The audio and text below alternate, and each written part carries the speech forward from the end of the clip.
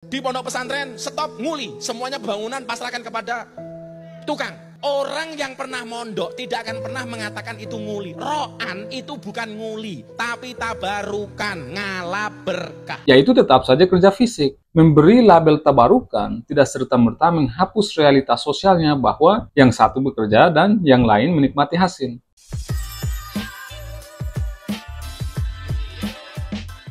Oke, sebenarnya saya tidak ingin membahas topik ini ya, tapi karena ada yang request, jadi ya saya rasa tidak ada salahnya kalau kita bahas ya.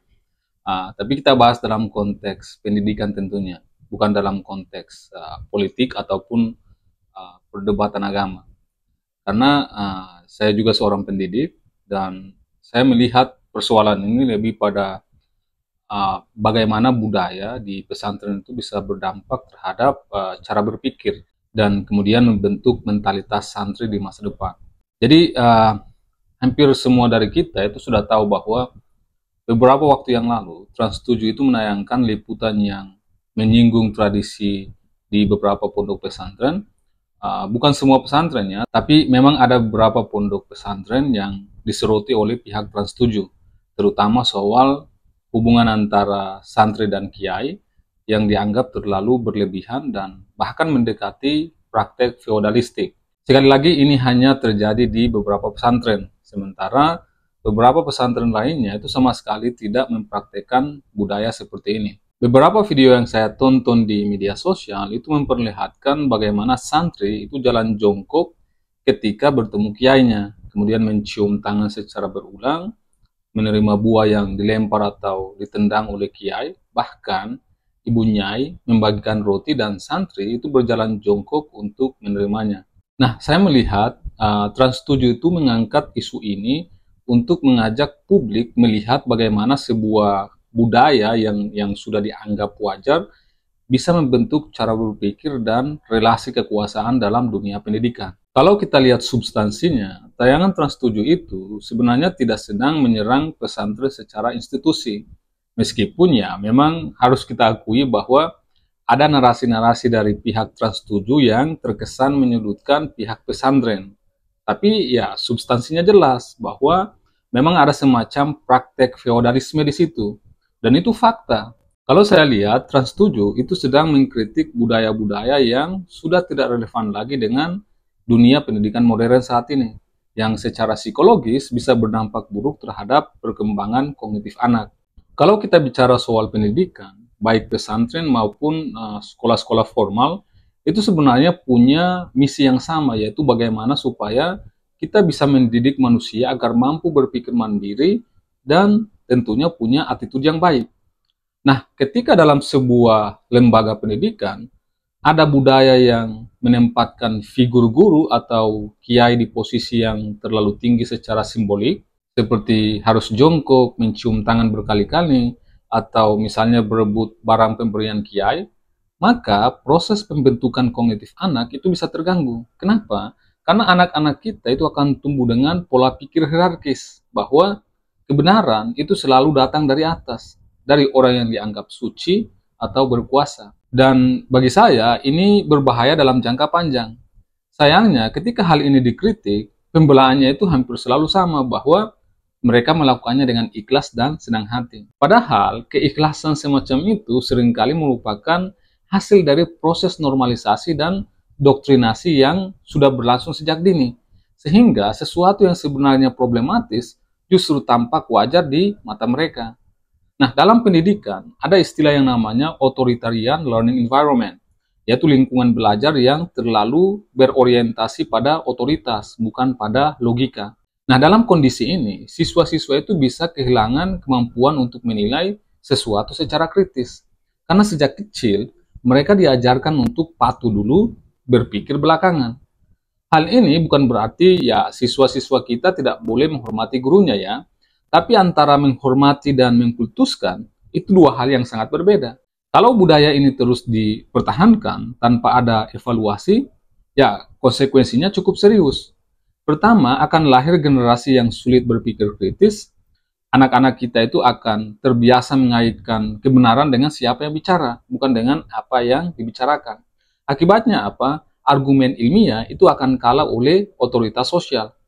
Kedua, budaya feodal itu akan tetap lestari dalam dunia pesantren. Karena beberapa dari siswa yang lulus dari pondok pesantren tersebut yang menerapkan budaya feodal ini, ke depan mereka bakal jadi guru atau kiai juga. Dan ketika mereka jadi guru atau kiai, ya kemungkinan besar mereka juga akan mengajarkan hal yang sama dan mempertahankan budaya tersebut. Padahal pendidikan modern seharusnya menciptakan kesetaraan antara guru dan murid dalam pencarian ilmu, bukan menempatkan guru sebagai figur yang tidak bisa dikritik. Ketiga, muncul resiko yang disebut sebagai abuse of power. Ketika seseorang dianggap berkahnya harus direbut, maka relasi kuasa jadi timpang. Guru atau kiai bisa tanpa sadar itu memanfaatkan posisi itu untuk memperoleh penghormatan yang berlebihan. Siswa itu akhirnya ya tidak punya nalar kritis yang baik, tapi belajar bagaimana agar mereka bisa menyenangkan guru mereka atau ya bagaimana melayani guru mereka sebaik mungkin agar bisa mendapatkan berkah. Nah, saya melihat narasi mengejar berkah ini adalah sesuatu yang sangat problematik karena hal-hal yang dianggap menyeleweng itu bakal dinormalisasi karena dibungkus dengan narasi yang sama, yaitu mengejar berkah.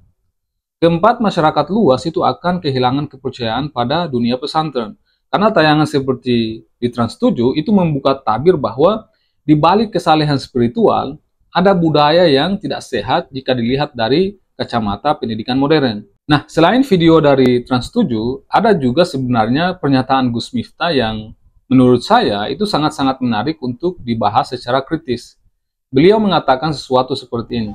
Saya itu sekarang malu ada ungkapan, kiainya naik Pajero, bunyainya naik Alphard, santrinya disuruh nguli. Itu bahasa orang yang nggak pernah mondok.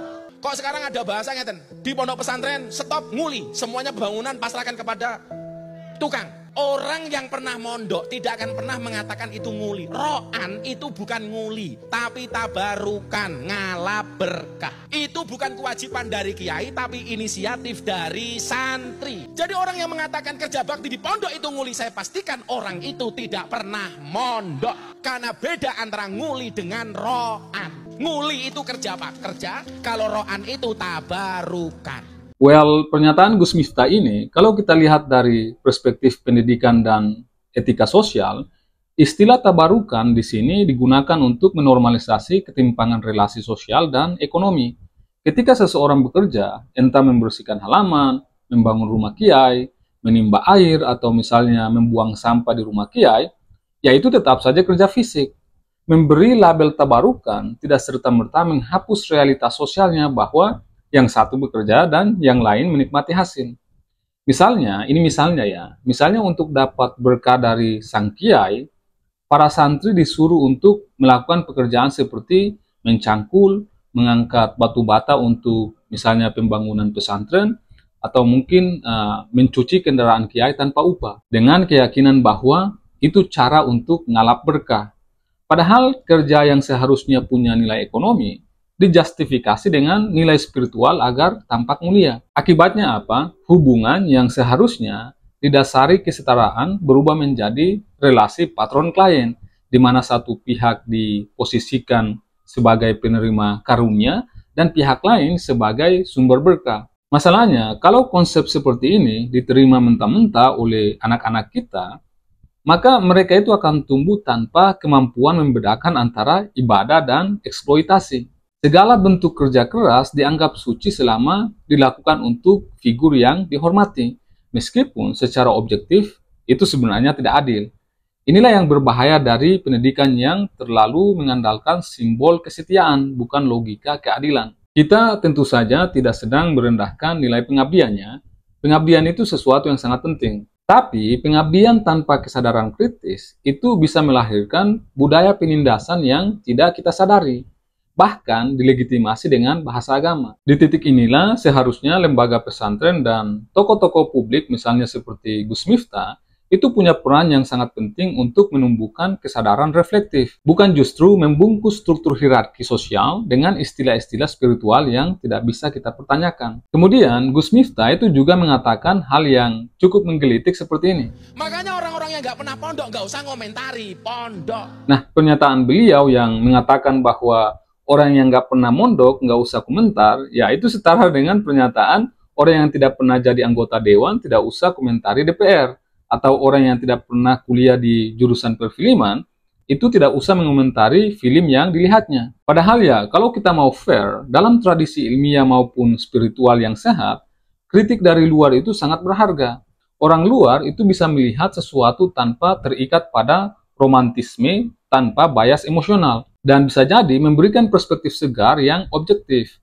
Kalau toh memang ada substansi yang luput dari mata pengamat luar, ya harusnya kita jelaskan dengan argumentasi yang kuat, bukan hanya dengan ngeles gitu.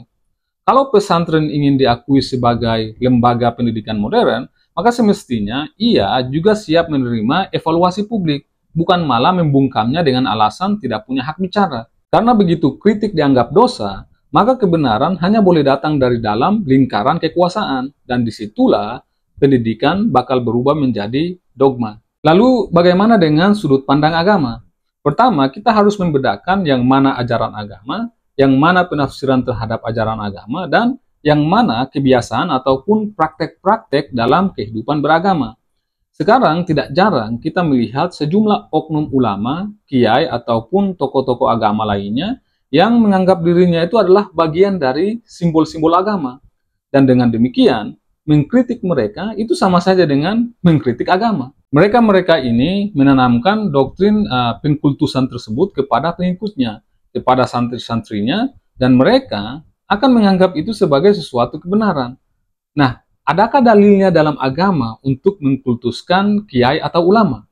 Apakah Nabi Muhammad SAW dan para sahabat Nabi pernah mengajarkan atau mencontohkan itu? Tidak ada satupun cerita di mana Rasulullah Muhammad SAW dan para sahabatnya menyuruh pengikutnya untuk menjilati gelas bekas pakainya, menciumi alas duduknya, ataupun melakukan gestur penghormatan berlebihan untuk mendapatkan misalnya berkah dari mereka. Lalu pertanyaan yang muncul adalah, adakah oknum ulama atau kiai-kiai tadi lebih mulia daripada Rasulullah atau para sahabat? Tentu saja tidak dong. Ironisnya, ketika oknum-oknum itu dikritik, mereka malah marah dan justru menjadikan agama sebagai tameng. Nah, sebagai umat Islam, kita itu mestinya meneladani tokoh-tokoh seperti misalnya Abu Bakar Ash-Shiddiq dan Umar bin Khattab radhiyallahu anhu yang notabene merupakan khalifah, namun begitu rendah hati terhadap kritik. Bahkan ketika kritik itu disampaikan secara publik, mereka itu mendengar dan mencerna kritik yang disampaikan kepada mereka. Tentu saja ada banyak sekali kisah yang menceritakan mereka itu membenarkan kritik yang disampaikan, menyadari kekeliruan mereka, kemudian mengoreksi diri dan mengevaluasi diri. Secara personal, saya merasa bahwa Trans 7 tidak salah ketika mengangkat isu ini. Kalau saya melihat, ini sebenarnya merupakan bentuk amar ma'ruf nahi mungkar, di mana ketika penyimpangan telah menjadi budaya dan saran tertutup hanya berakhir pada telinga-telinga yang tidak mau mendengar. Tentu saja tidak benar pula bila kita mengeneralisasi kasus-kasus semacam ini pada semua pesantren. Tapi kita juga tidak boleh menolak fakta yang ada hanya karena merasa tersinggung. Jika kita ingin anak-anak kita menjadi ulama, menjadi ilmuwan, ataupun menjadi pemimpin masa depan, maka ya kita harus pastikan bahwa proses pendidikannya itu mendorong kemandirian berpikir, bukan sekedar meniru dan tunduk pada simbol-simbol kesakralan yang tidak bisa dijelaskan secara rasional. Jadi ya, mungkin sudah waktunya kita harus bisa membedakan antara menghormati guru dengan menyembah simbol. Karena ilmu tidak akan tumbuh dalam suasana kultus. Ilmu itu tumbuh di ruang-ruang yang kritis, terbuka, dan penuh dengan dialektika. Ingat, langkah paling pertama untuk kemajuan adalah menyadari dan mengakui kesalahan dan kekurangan yang ada dalam diri kita, sebagai pribadi maupun sebagai kelompok. Tidak mungkin ada koreksi atau perbaikan kalau kita bahkan tidak mau mengakui ada yang salah dalam diri kita. Kalau dalam tubuh kita ada penyakit, maka penyakit itu harus disembuhkan, bukan ditutup-tutupi apalagi dinormalisasi. Oke, saya kira cukup sekian. Saya Muin Banyal, salam apapun itu untuk ilmu pengetahuan dan jangan mati sebelum meninggalkan karya.